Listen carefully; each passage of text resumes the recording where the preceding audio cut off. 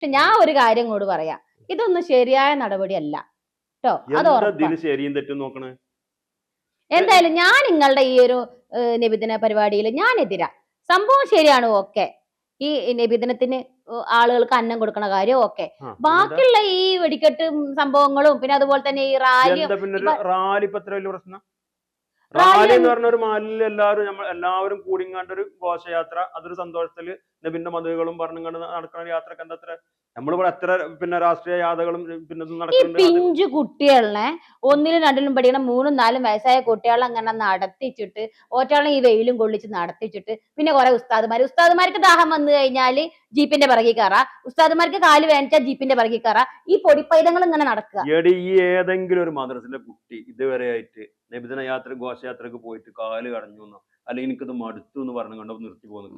ഇല്ല. എന്താ കുട്ടികൾക്ക് കണ്ണിൽ വെച്ച് സ്വീകരണം ഉണ്ടാവും, മുട്ടായികള്, മറ്റേ മധുര പലഹാരങ്ങള്, അത് ഇത് പായസം, അത് ഇതൊക്കെ കിട്ടും. കുട്ടികൾക്ക് ഇതൊരു ഭയങ്കര ത്രില്ല. കുട്ടികൾക്ക് മാത്രമല്ല ഇപ്പൊ അത് എല്ലാവർക്കും ത്രില്ല. അതല്ല ഇപ്പൊ എല്ലാവരും പൂർവ്വ വിദ്യാർത്ഥികൾ എല്ലാവരും കൂടെ കൂടിങ്ങാണ്ട് ഇതാക്കണം എന്ന് പറഞ്ഞ്. നബി ജനിച്ച നാട്ടിലില്ല, പിന്നെ എല്ലാം ഇവിടെ ആഘോഷമാണല്ലോ, നടക്കട്ടെ.